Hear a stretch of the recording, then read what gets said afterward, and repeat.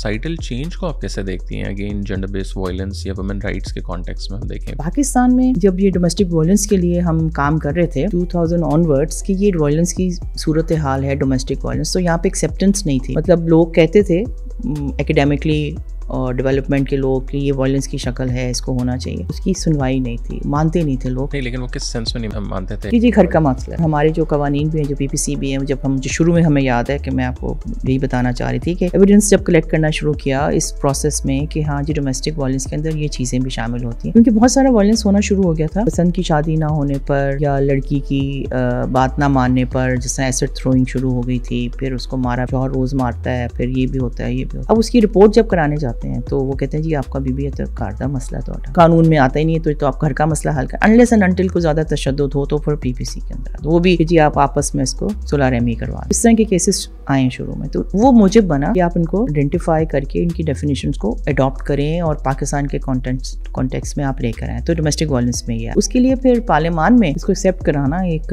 جدوجہد تھی جو کہ ہوئی اور ایکسیپٹ ہوا. اب اس پہ پھر ظاہر ہے قانون بھی بنا، قانون کے حوالے سے پروٹیکشن میکینزمس بھی بنے، اس کی رپورٹنگ میکینزم بھی بنی، یہ ساری ہوئی. تو ایویڈنس کلیکٹ کیا ڈیولپمنٹ سیکٹر کی تنظیموں نے، وومن رائٹس آرگنائزیشنس نے، کہ اس اور وہ رپورٹنگ شروع ہوئی. جو ہمارے پاس کیسز آتے تھے اخباروں میں 5-6 سال یہ ہوتا رہا. ایویڈنس بنا آپ کے لیے کہ ڈومیسٹک وائلنس ہوتا ہے، پاکستان میں بھی ہوتا ہے، اور اس کو روکنے کے لیے یہ ہونا چاہیے.